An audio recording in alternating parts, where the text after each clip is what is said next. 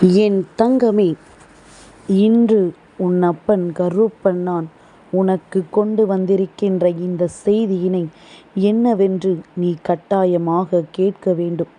ஏனென்றால் உன்னுடைய வயிற்றுக்குள் ஒருவள் வைத்த செய்வினையை உன் அப்பன் கருப்பன் நான் எடுக்க வந்திருக்கின்றேன். இந்த நேரத்தில் உன் அப்பனுக்கு நிச்சயமாக நீ ஒத்துழைப்பு கொடுக்க வேண்டும். நான் உனக்கு என்ன செய்ய போகிறேன் என்பதனை தெரிந்து கொள்ள நிச்சயமாக நீ முன்னே வர வேண்டும்.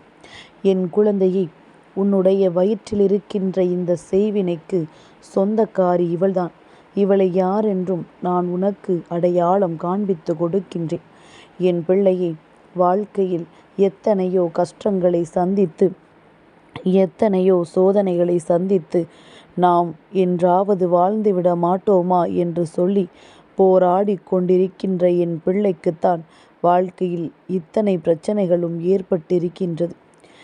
எந்த நேரத்தில் என்ன நடக்கின்றது, எந்த நேரத்தில் என்னென்ன விஷயங்கள் எல்லாம் கிடைக்கிறது என்று சொல்லி என் குழந்தை அங்கே எதிர்பார்த்து நின்று கொண்டிருக்கின்ற நேரத்தில் இது போன்ற சில மனிதர்களும் அடுத்தவர்கள் வாழ்க்கையில் எப்படியாவது கெடுதலை நடத்திவிட வேண்டும் என்று நினைக்கிறார்கள். அப்படித்தான் உன்னுடைய வாழ்க்கையிலும் இவர்கள் நினைத்தது.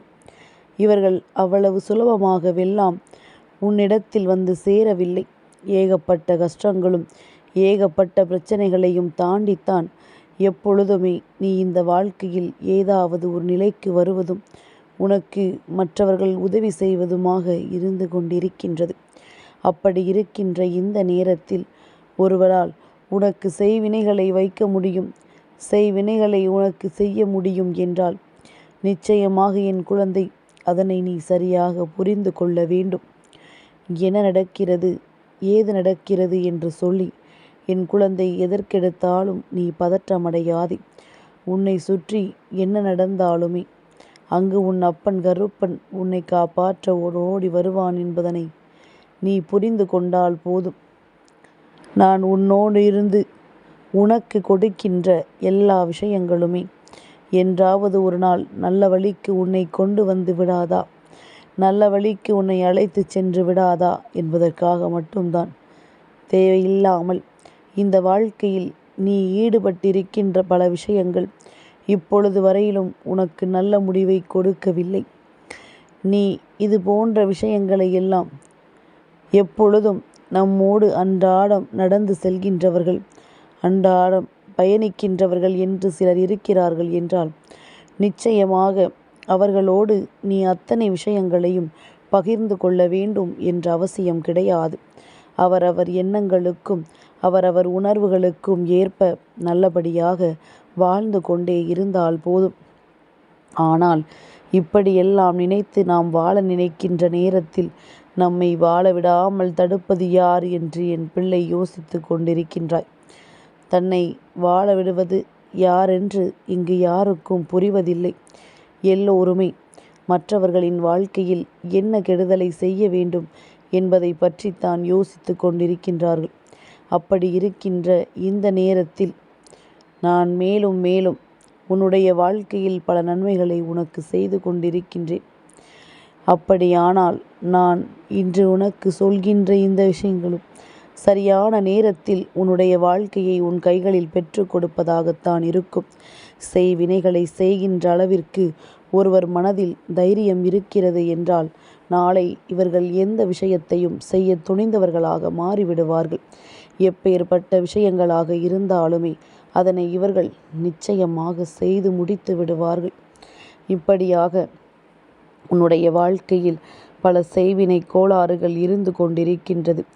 உனக்கு இந்த செய்வினையை எப்படி வைத்தார்கள் என்பதனை உன் அப்பன் உனக்கு சொல்கின்றேன்.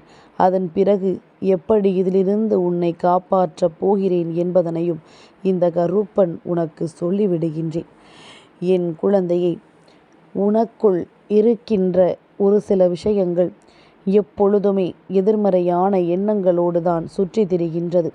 எவ்வளவுதான் உன்னை நீயே நான் எப்பொழுதுமே நல்லபடியாகத்தான் யோசிக்கிறேன், நேர்மறையான விஷயங்களை பற்றித்தான் யோசிக்கிறேன் என்று நீ சொல்லிக் கொண்டிருக்கும் பொழுது அந்த நேரத்தில் உன்னுடைய வாழ்க்கையில் நடக்கின்ற ஒரு சில பிரச்சனைகள் எல்லாமும் சேர்ந்து உனக்கு இவர்களை மிகவும் அருகில் வர வைத்து விட்டது. செய்வினைகள் செய்தது என்பது இன்று நேற்று நடந்த காரியம் அல்ல. இது பல நாள் அவர்களினுடைய நோட்டம். எத்தனையோ முறை உன் வாழ்க்கையில் நெருங்கி வந்து உனக்கு கெடுதலை செய்ய முயற்சி செய்துமே முடியாமல் போனவர்கள். இப்பொழுது எப்படியாவது இதனை செய்துவிட வேண்டும், எப்படியாவது இதனை ஒட்டுமொத்த வாழ்க்கையிலும் நன்மைக்குரியதாக பெற்றுக்கொள்ள வேண்டும் என்று சொல்லி எப்பொழுதுமே உன் அப்பன் கருப்பன் நான் நினைத்து கொண்டிருக்கின்றேன். அந்த வகையில் இன்று இந்த நொடி பொழுதில் உன்னுடைய வாழ்க்கையில் இருக்கின்ற எல்லா விஷயங்களுமே வெட்ட வெளிச்சத்திற்கு வந்துவிட வேண்டும். நீ ஒருவரை நம்பி உன் வாழ்க்கையில் இருக்கின்ற கஷ்டங்களை பகிர்ந்து கொள்ளும் பொழுதுதான் இது போன்ற சந்தர்ப்பங்கள் அவர்களுக்கு உருவாகி கொண்டிருக்கின்றது. இதுபோல சந்தர்ப்பங்கள் எல்லாம் இந்த வாழ்க்கையில் உனக்கு கிடைத்தது என்றால் நீ நிச்சயமாக இதையெல்லாம் எப்படியெல்லாம் வெளியேற்ற வேண்டும் என்பதனை நிச்சயமாக நீ புரிந்து கொள்வாய். உடனிருந்து கொண்டே ஒருவர் செய்கின்ற துரோகம் வாழ்நாள் முழுவதும் மறக்க முடியாதது. அதிலும் செய்வினைகளை உனக்கு இவர்கள் செய்திருக்கிறார்கள் பார்த்தாயா? இந்த செய்வினையானது எப்பொழுதுமே உன்னுடைய வாழ்க்கையில் உன்னை தொடர்ந்து வருமா என்று கேட்டால் நிச்சயமாக கிடையாது. உன்னுடைய வாழ்க்கை உனக்கு தருவது அத்தனையுமே நன்மைக்குத்தான் என்பதனை முதலில் நீ புரிந்து கொள்ள வேண்டும். நல்ல மாற்றங்களை எல்லாம் உணர வேண்டிய தருணம். இந்த வாழ்க்கை உனக்கென தருகின்ற ஒட்டுமொத்த மகிழ்ச்சி என எல்லாமுமே உன்னை நிச்சயமாக வாழ வைக்கத்தான் செய்கின்றது. ஆனால் நீ நம்பியவர்கள், உன் வாழ்க்கையில் இருக்கின்ற அத்தனை விஷயங்களையும் சொன்னவர்கள், யாரிடத்திலிருந்து உனக்கு முக்கியமான ஆறுதல் கிடைக்கும் என்று நினைத்தாயோ அவர்கள் எல்லாம் நிச்சயமாக இந்த வாழ்க்கையில் தனக்கு சாதகமாக எல்லாவற்றையும் பயன்படுத்தி கொண்டு உன்னை மேலும் மேலும் பல கஷ்டங்களுக்குள் ஆளாக்கிவிட நிற்கின்றார்கள். மேலும் மேலும் பல துன்பங்களை தாங்கிக் கொள்ள முடியும் என்று நினைக்கின்றார்கள். இப்படியாக உன்னுடைய வாழ்க்கையில் இருக்கின்ற ஒவ்வொரு விஷயங்களையும் சரியாக புரிந்து கொண்டு இந்த வாழ்க்கை உனக்கு எதை நோக்கி என்ன பயணத்தில் அழைத்து சென்று கொண்டிருக்கிறது என்பதனை நீ புரிந்து கொள்ள வேண்டும். உன் வயிற்றுக்குள் செய்வினை எப்படி சென்றது, உன்னுடைய வயிற்றுக்குள் இவர்கள் எப்படி செய்வினையை வைத்தார்கள் என்றுதானே யோசிக்கின்றாய். என் குழந்தையே, கருப்பன் இன்று உனக்கு சொல்கின்ற வார்த்தைகளை தெளிவாக புரிந்து கொள். நான் சொன்ன விஷயமானது, ஒருவர் உன் மீது பொறாமை கொண்டு உன்னை பழி வேண்டும் என்ற எண்ணம் கொண்டு ஒவ்வொரு நாளும் உன்னை தேடி தேடி வந்து கொண்டிருந்ததோடு மட்டுமல்லாமல் இந்த பெண்ணினுடைய மனதில் எந்த ஒரு நல்ல எண்ணங்களும் இல்லாமல் தீய எண்ணங்களை முழுமையாக கொண்டு உன்னுடைய வாழ்க்கையை அழிப்பதற்கு பல முயற்சிகளை செய்து கொண்டிருக்கின்றாள். என் குழந்தையை, ஒருவருக்கு செய்வினைகள் வைப்பது என்பது சாதாரணமான காரியம் அல்ல. தெய்வத்தை தனக்கு துணையாக கொண்டிருப்பவர்கள் அவ்வளவு எளிதில் செய்வினைகளை எல்லாம் ஏற்றுக்கொள்ளவும் முடியாது. ஆனால் என் குழந்தையே, ஒரு சில நேரங்களில் உன்னை அறியாமலேயே இவையெல்லாம் உன் அருகில் வந்துவிடும். அதற்கு அவர்கள் உனக்குள் இருக்கின்ற இந்த எதிர்மறையான விஷயங்களைத்தான் அவர்களுக்கு சாதகமாக பயன்படுத்தி கொள்கிறார்கள். என்ன நடந்து விட்டது, ஏது நடந்து விட்டது என்று சொல்லி என் பிள்ளை, நீ வருத்தப்பட்டு கொண்டிருப்பதை நிறுத்திவிட்டு முதலில் கருப்பன் என்ன சொல்ல வருகிறான், இவர்கள் உன் வாழ்க்கையில் என்ன நடத்தி இருக்கிறார்கள், இதனால் உனக்கு என்ன நடந்தது என்பதனை நீ சரியாக தெரிந்து கொள்ள முயற்சி செய். உன்னோடு உன் அப்பன் நான் இருக்கின்ற வரையிலும் உனக்கு எந்த துன்பங்களையும் நான் அனுமதிக்க மாட்டேன். இப்படியெல்லாம் உனக்கு இவர்கள் செய்ய முயற்சி செய்தார்கள். அதனால் உனக்கு என்னென்ன பிரச்சனைகள் வந்தது, இந்த பெண்ணின் சுயரூபம் என்னவென்பதனை உனக்கு வெளிப்படுத்தி காட்டத்தான் இந்த கருப்பன் வந்திருக்கின்றேன். என் குழந்தையை, நீ நினைக்கலாம் அவ்வளவு எளிதில் நம்மை யாராலும் எதுவும் செய்துவிட முடியாது என்று. ஆனால் இவர்கள் எப்பொழுதுமே உன்னை மட்டுமே அழிப்பதில் தன்னுடைய கவனத்தை வைத்திருக்கிறார்கள் என்றால் அதை என்னவென்று நாம் நிச்சயமாக கவனிக்கத்தானே வேண்டும்.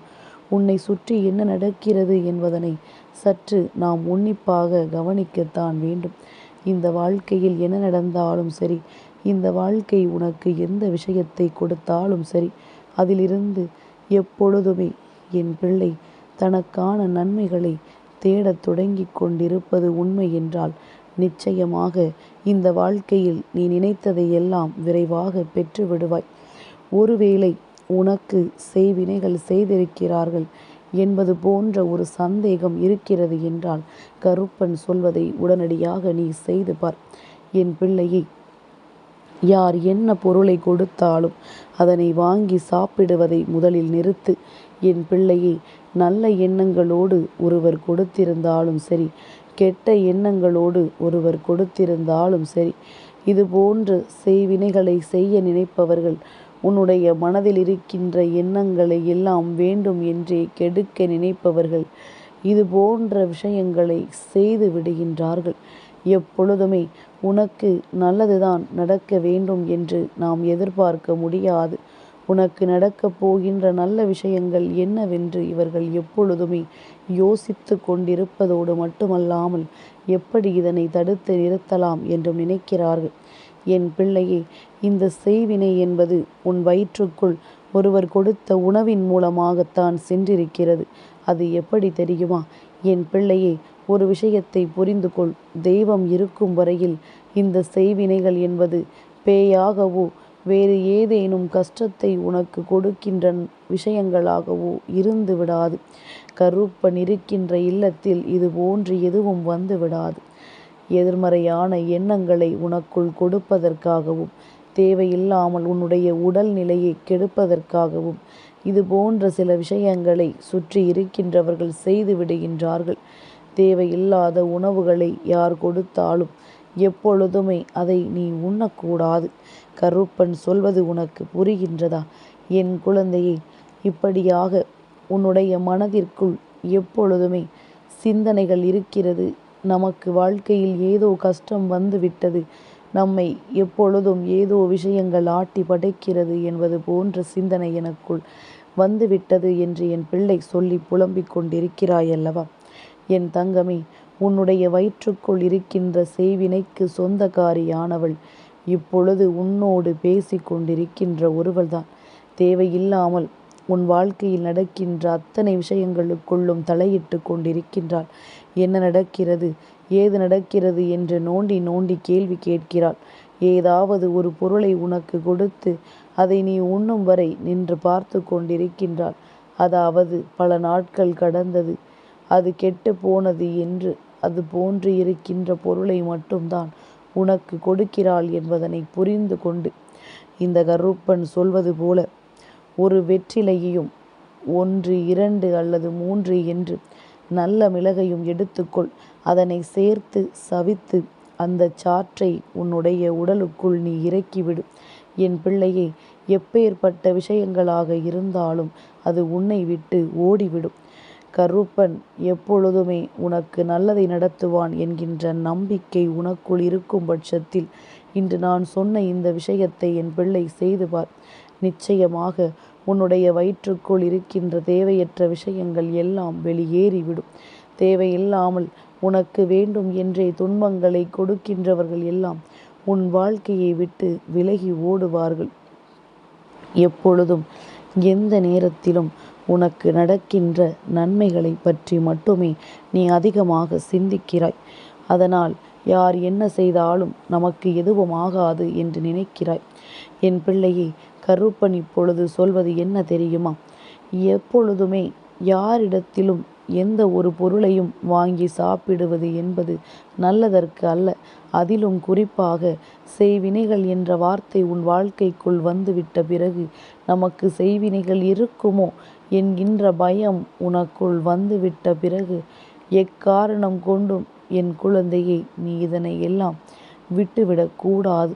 இதுபோன்று சிறு சிறு விஷயங்களில் எப்பொழுதுமே நீ கவனத்தோடு இருக்க வேண்டும்.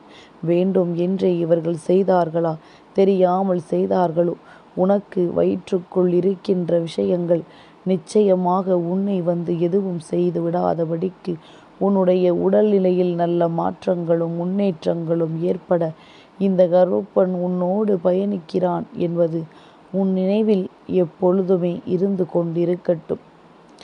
என் தங்கமே, இந்த கருப்பனின் ஆசீர்வாதங்கள் என்றென்றைக்கும் உனக்கு முழுமையாக கிடைத்து கொண்டே இருக்கும்.